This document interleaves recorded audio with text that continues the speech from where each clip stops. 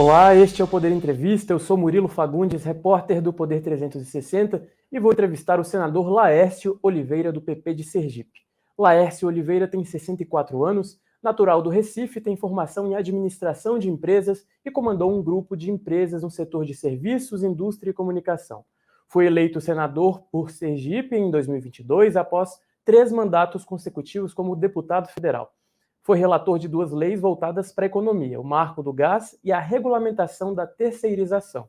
Tem como pauta principal o desenvolvimento econômico aliado ao progresso econômico.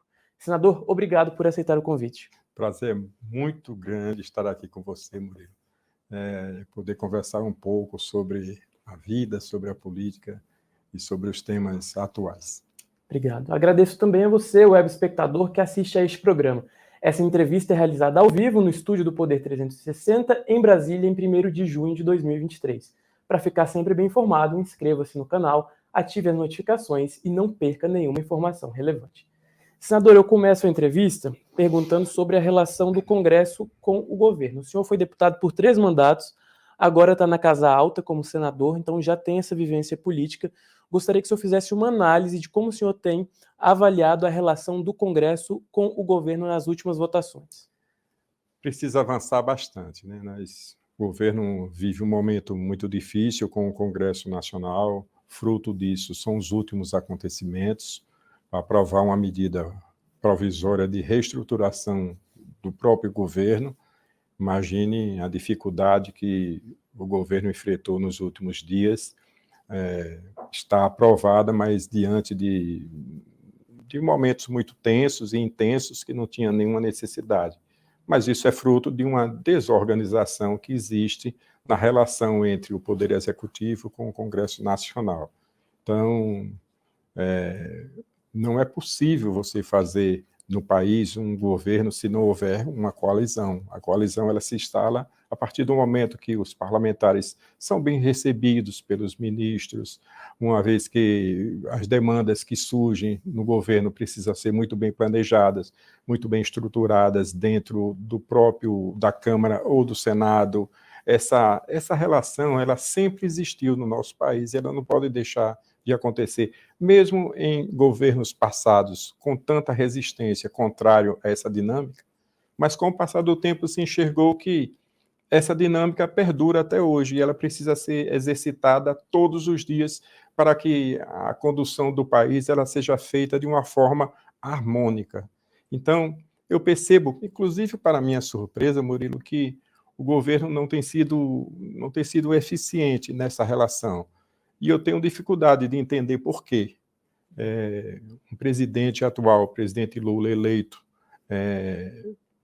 para governar o nosso país nos próximos 4 anos, trazendo consigo uma experiência de eleições, inclusive eleições que disputou e perdeu, eleições que venceu, portanto, já traz consigo uma experiência grande, mas atualmente eu percebo que se esbarra nessa rotina, nesse planejamento que não está sendo muito bem executado pelos seus ministros, e o ambiente hoje é um ambiente de muita incerteza em todos os projetos que se apresentam ou na Câmara ou no Senado para serem votados. O que falta na sua avaliação, pelas conversas que o senhor tem com os pares? É a distribuição de emendas de uma forma mais célere? É a melhor distribuição da esplanada? O que falta pelo que o senhor escuta lá no Congresso?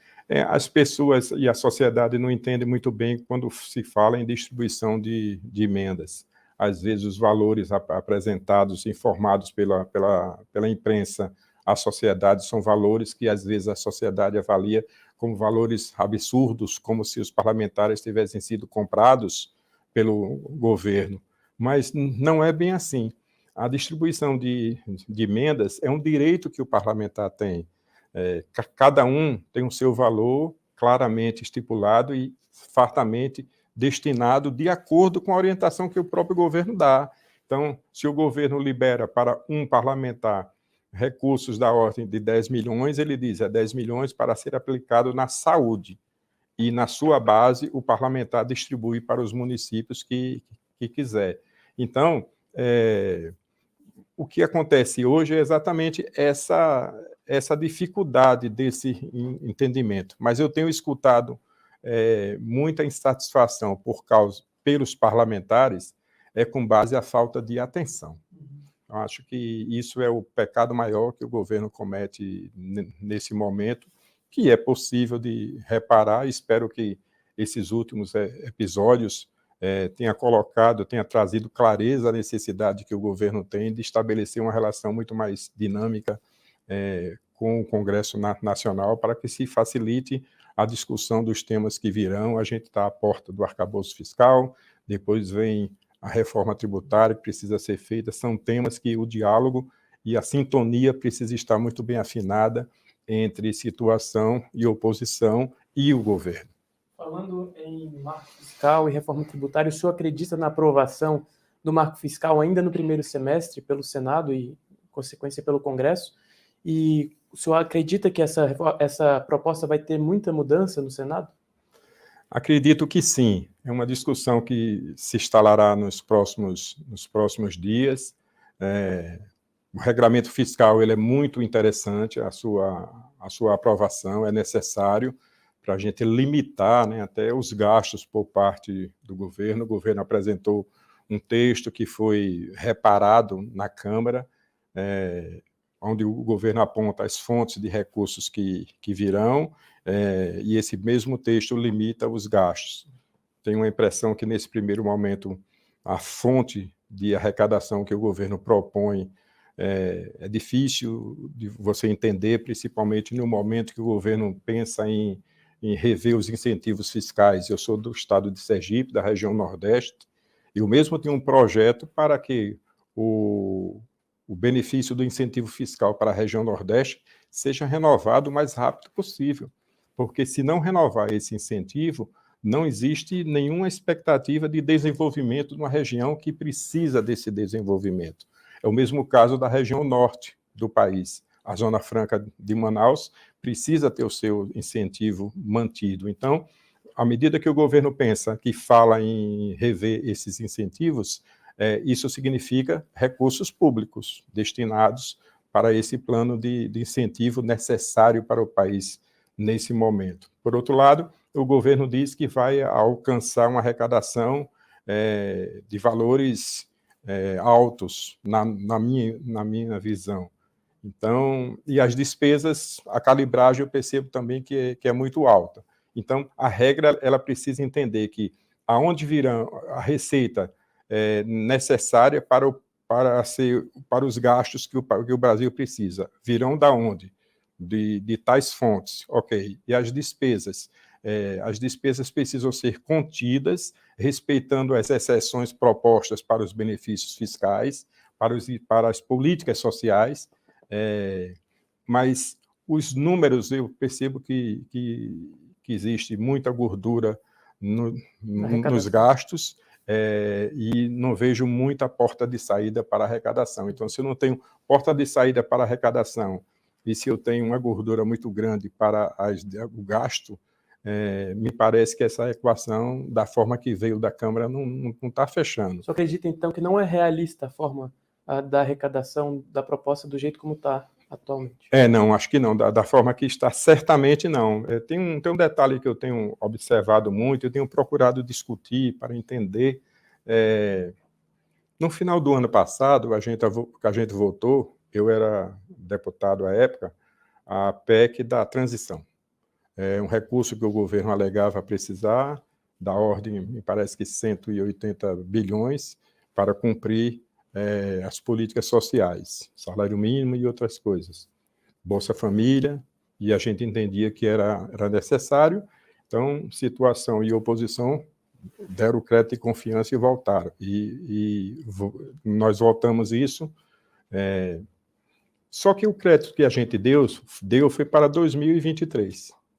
Então, consta na lei que, ao final de 2023, esses 180 bilhões saem do orçamento. Uhum. No planejamento que o governo apresentou para o arcabouço fiscal, esses 180 bilhões está mantido para 2024, 2025 e 2026.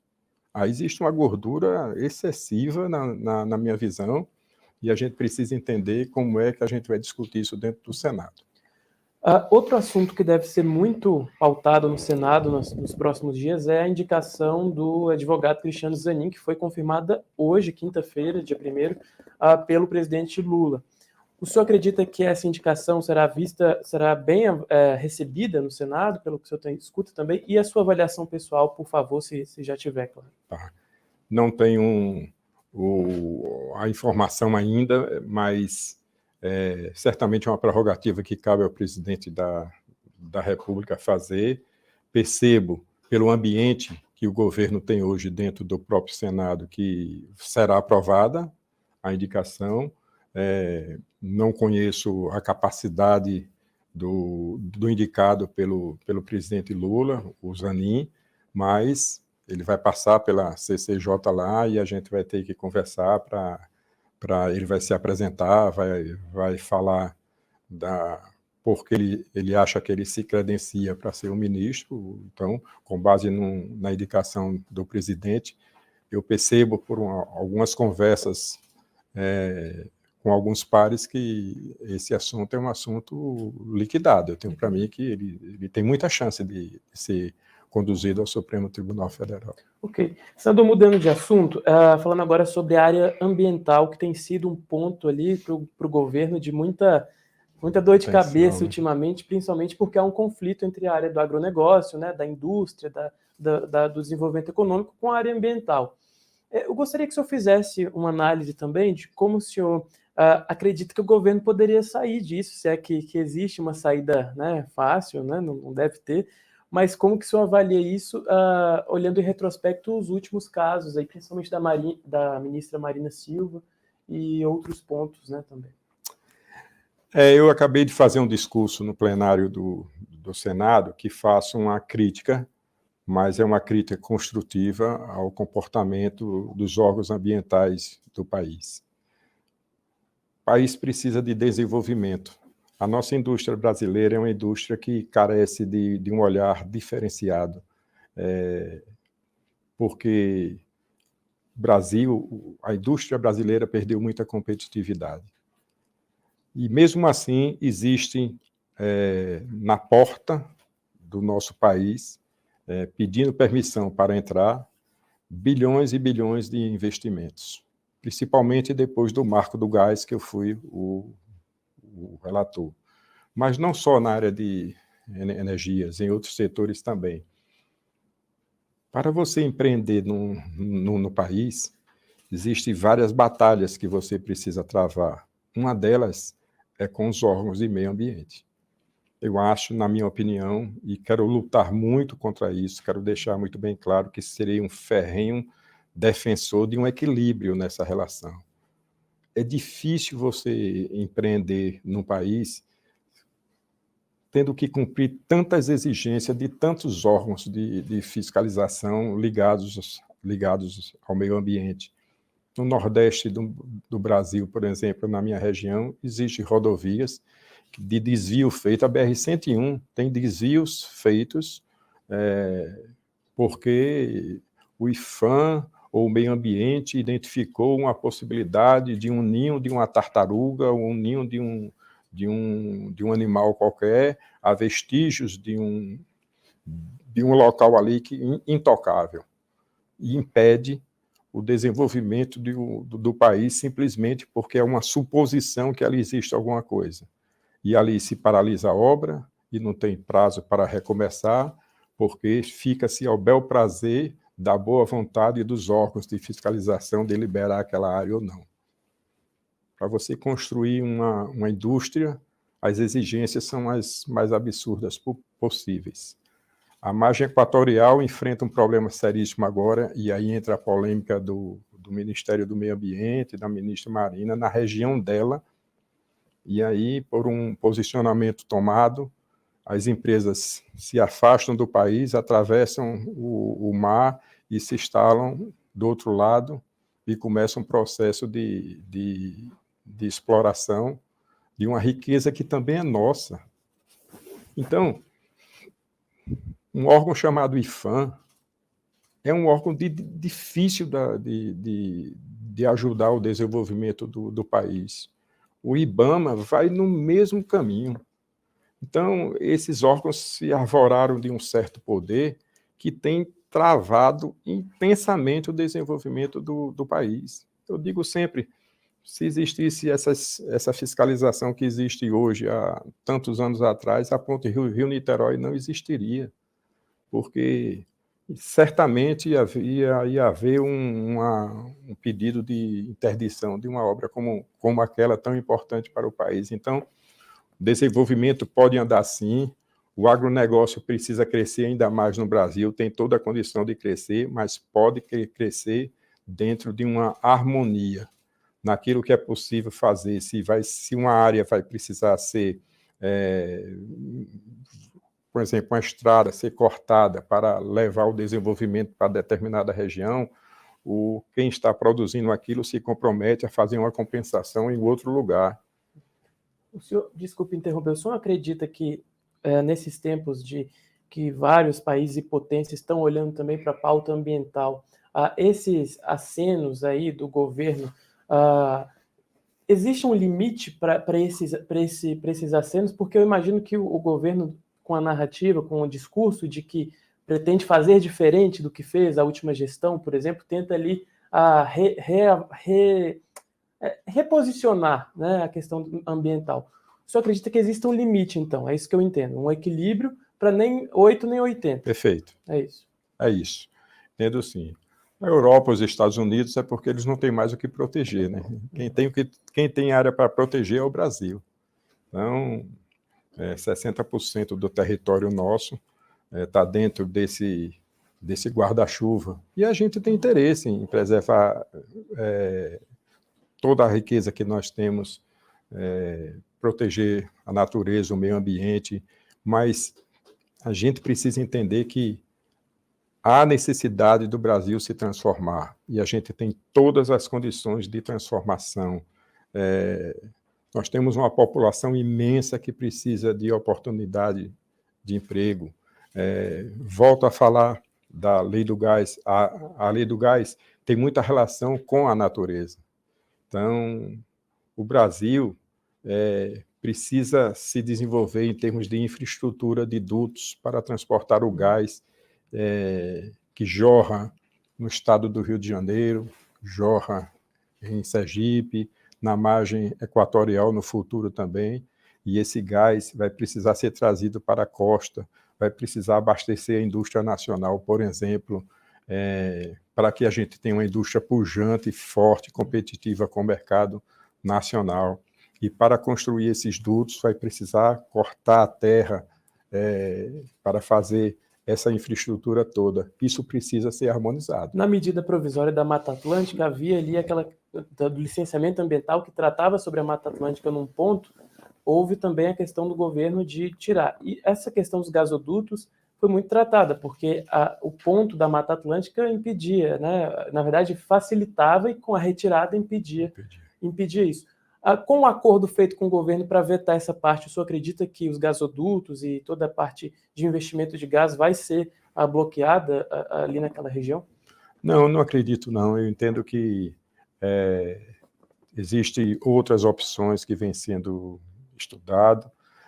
A própria lei, quando foi feita a lei do gás, tem algumas alternativas dentro desse contexto. Eu tenho uma impressão que a gente vai conseguir avançar bem dentro desse quesito. Perfeito. Senador, sobre a bancada sergipana, né, nos últimos dias ela tem pedido ao governo para manter ali 2 das 4 fábricas de fertilizantes no estado.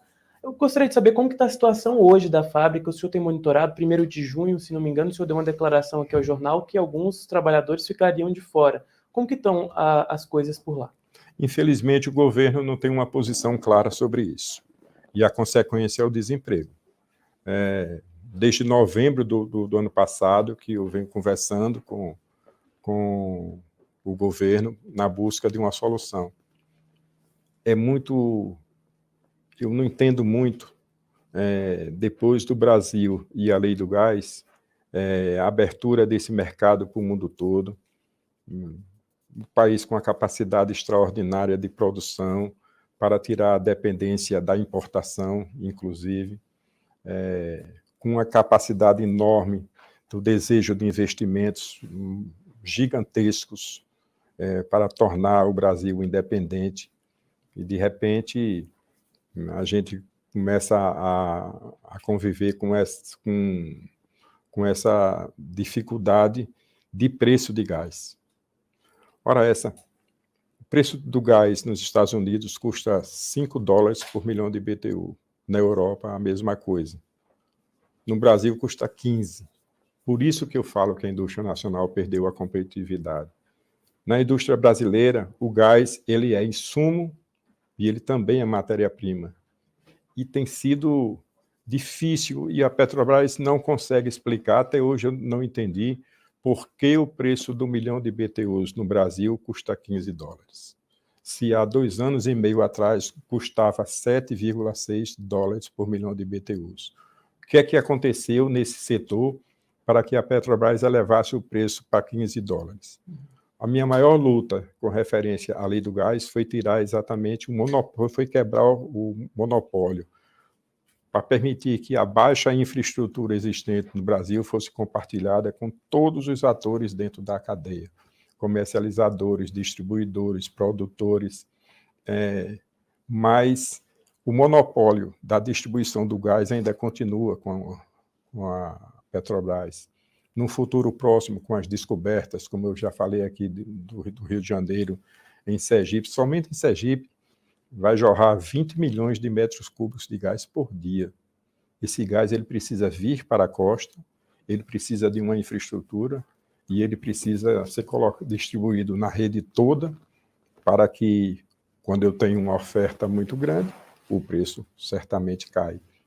Mas ainda vai demorar muito. Esse projeto é um projeto de 5 anos, isso precisa acontecer já. Então, eu queria entender por que o gás, há 2 anos atrás, custava $7,6 por milhão de BTU e agora custa 15. Quando custa 15, a indústria de fertilizantes, que é o tema que você falou, tem ligação com o meu estado, ela não consegue produzir amônia, porque para produzir amônia, a indústria gasta quase $500 por tonelada. No mercado internacional, uma tonelada custa $380. Então, produzir fica muito caro. E o Brasil tem uma dependência extraordinária de fertilizantes. 85% do fertilizantes que o Brasil utiliza hoje em dia é importado. A gente precisa urgentemente enfrentar isso. Eu tenho um projeto nesse sentido, para permitir um plano de benefício à indústria nacional, para que o Brasil consiga produzir os fertilizantes que ela precisa. Aprovei no Senado uma comissão geral para discutir no plenário do Senado Federal com todos os atores do setor de fertilizantes para discutir exatamente uma solução para uma política nacional de fertilizantes eficiente, que olhe o futuro e enxergue a possibilidade e permita possibilidades para que investidores que batem a nossa porta querendo fazer investimentos construa suas plantas de fertilizantes aqui no Brasil, porque o mercado consumidor é um mercado gigantesco. Sim. E a gente não precisa estar importando fertilizantes na grandeza que a gente importa hoje. Indo para o encerramento da entrevista, hoje, quinta-feira, foi um dia muito cheio lá na manhã do Senado. O Senado aprovou a medida provisória da estruturação dos ministérios do presidente Lula e a medida provisória do Bolsa Família. O senhor votou a favor dessas medidas provisórias. Eu gostaria de saber, principalmente na MP dos ministérios, que a oposição fez ali um barulho maior, por que o senhor foi favorável a essa medida provisória? Porque a gente precisa entender o Brasil, olhar para o Brasil. Existem os ministérios que são fundamentais para a gente avançar no desenvolvimento. A minha pauta é uma pauta desenvolvimentista. Eu sempre entendi que colocar o Ministério da Indústria e Comércio dentro do Ministério da Economia não foi uma decisão inteligente, porque esse ministério tem um papel importantíssimo para o setor de serviços, para o setor de comércio, para o setor de indústria. Então, a adequação que foi proposta por esse governo, e olha, esse governo que está instalado, o governo do presidente Lula, não é o meu governo, não foi o governo que eu votei. Mas eu preciso entender que, para o Brasil, que eu desejo contribuir para a prosperidade, o desenho desses ministérios, não concordo com todos, mas alguns deles é acertado. E, nesse momento, desde quando começou o governo e até hoje, não aprovar essa medida provisória significa uma desarrumação geral a interesse de quem? Eu carrego comigo um sentimento assim, ora essa, as questões políticas partidárias, elas têm um limite. Você chega com ela até um determinado ponto, dentro da sua ideologia, dentro dos seus princípios, dentro dos seus valores. Mas quando você discute temas que têm um impacto forte na sociedade, no Brasil, na estrutura que o Brasil precisa avançar, você precisa ter serenidade, precisa ter equilíbrio, precisa ter bom senso. Fazer um voto a favor dessa medida provisória é uma questão de bom senso. Eu não quero pregar o caos. Eu preciso entender que a minha posição é uma posição muito clara de independência nas decisões políticas, mas é uma posição que olha para o Brasil que eu desejo no futuro. Não quero ver o circo pegar fogo. Eu quero ajudar a fazer com que o Brasil avance cada vez mais. E hoje, estando no PP, que é um partido que se considera de oposição, o senhor se sente confortável para prestar essa posição de independência e de olhar pontualmente para os projetos? Sim, eu quero. Por isso falamos aqui em reforma tributária, em arcabouço fiscal, nessa medida provisória que votamos agora. A minha posição é uma posição de olhar o bom ambiente e as oportunidades que a gente pode extrair a partir desse bom ambiente. Minha última pergunta, senador. Qual que é, na sua avaliação, a maior dificuldade do Congresso Nacional hoje? E como que o senhor avalia a produtividade dos congressistas? A maior dificuldade que eu enxergo hoje é a gente harmonizar o pensamento pelo Brasil que todos que estão ali desejam. Enquanto a gente não conseguir, mesmo respeitando as posições políticas de cada um precisa carregar consigo que nós estamos ali para decidir pelo país, estamos ali para cuidar da sociedade brasileira e que a política ele é um instrumento de transformação da sociedade no seu todo. A política não alcança só uma parte da vida da sociedade brasileira, alcança a vida do brasileiro na sua integralidade, na sua totalidade. Então, esse é um pensamento que cada um precisa carregar consigo. Nós estamos iniciando uma legislatura nova agora, muitos que chegaram não só na Câmara ou no Senado, chegaram com uma formação política talvez primária, mas para mim, que saí da Câmara e cheguei no Senado, trazendo comigo 3 mandatos, eu tenho muita clareza qual é a importância e como deve ser o meu comportamento no dia a dia lá dentro do Senado. Ok, para encerrar, eu vou propor um bate-bola rápido. Opa! Senador. Eu falo uma palavra, o senhor fala 1 ou 2 palavras que vêm à sua mente quando eu falo sobre isso. Bem rapidinho mesmo. Vamos lá. Presidente Lula. Ruim. Jair Bolsonaro. Bom em determinados aspectos. Reforma tributária. Necessária. Fernando Haddad. Surpreendente. Cristiano Zanin. Incerto. Legalização do uso recreativo da maconha, como está ocorrendo em vários países da Europa e também dos Estados Unidos. Contra. A flexibilização da lei que trata sobre o aborto. Contra. Cotas para minorias e universidades. A favor. Impostos federais sobre combustíveis. Contra. Privatização dos Correios e de outras estatais. A favor. Excludente de licitude. Contra. E projeto de lei contra fake news. Contra. Ok. Senador, muito obrigado pela... Passei na prova? Passou na prova. Chega ao final, então, essa entrevista aqui no Poder 360. Agradeço pela sua presença, por ter aceitado o convite e ter vindo até aqui. O prazer foi todo meu. Obrigado, Murilo. Agradeço também a todos os web espectadores que assistiram a este programa. Essa entrevista foi realizada ao vivo no estúdio do Poder 360 em Brasília, em 1º de junho de 2023. Para ficar sempre bem informado, inscreva-se no canal, ative as notificações e não perca nenhuma informação relevante. Obrigado e até a próxima.